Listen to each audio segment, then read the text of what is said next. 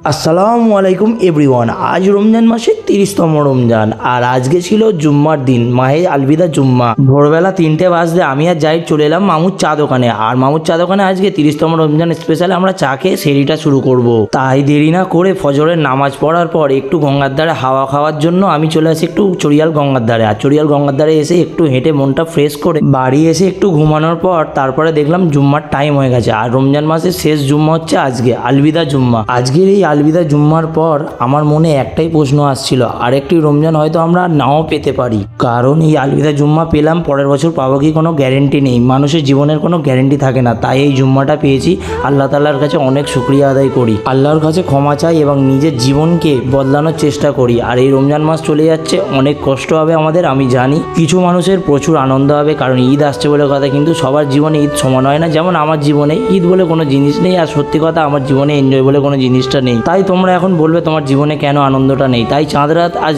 স্পেশালে অনেক কেউ অনেক জায়গায় ঘুরছে, কিন্তু আমার দেখো আমাকে কাজ করতে হচ্ছে চাঁদ রাতের দিনে। আসলে কি বলো তো, দিন দিন বড় হচ্ছি, লাইফে এক একটা করে ধাক্কা বাড়ছে। আর লাইফ কিছু করতে গেলে নিজেকে কাজবাজ করতে হবে। তুমি যদি ভাববে যে কাজবাজ করবো না, এটা ভুল। কারণ তুমি বন্ধু বান্ধবের চক্কর করে কাজবাজ ছেড়ে দেবে, সবকিছু ছেড়ে দেবে, কিন্তু একটা সময় আসবে যখন তোমার কাছে টাকা থাকবে না, তখন কোনো বন্ধুও থাকবে না। এই কথাটা বললাম, হয়তো আমার অনেক বন্ধু ভাববে যে আমি তাদের সাথে গাদ্দারি করছি, কিন্তু না ভাই, বাস্তবে যখন আমি বাস্তবের সাথে লড়াই করছি তখন পরিস্থিতিটা বুঝতে পারছি, তখন নিজেকেই নিজের খারাপ লাগছে। কিছু করার নেই, যদি ভিডিওটা কিছু ভুল বলে থাকি তো আমাকে ক্ষমা করে দিও। সো যাই হোক, এইসব কথা আমি বাদ দিলাম। আমি এসেছিলাম রাত্রিবেলা একটু চন্দননগর মার্কেটে। আর চাঁদ রাত স্পেশালে প্রচুর ভিড় হয়েছিল চন্দননগরে। ঈদের দিনে নতুন পাঞ্জাবি পরবো, তার সাথে কিছু টুপি কিনবো বলে মার্কেটে এসেছিলাম। টুপি কিনে নেওয়ার পর একটু নারকেল দুধের চাও খেয়ে নিলাম। চা খাওয়ার পরে চলে আসি একটু বিবিআইটির দিকে। আর মাশাআল্লাহ, এদিকে লাইটিংগুলো এত সুন্দর লাগছে, ঈদ এইদিকে বলেই মনে হচ্ছে। আর তোমরা কোথা থেকে এই ভিডিওটা দেখছো, তোমাদের ওখানে কি ঈদের প্যান্ডেল হয়েছে এরকম লাইটিং, তোমরা আমাকে কমেন্টে জানাও। আমি তোমাদের কমেন্ট পড়ে ইন্সপায়ার হই, তাই তোমরা আমাকে কমেন্ট করতে ভুলো না।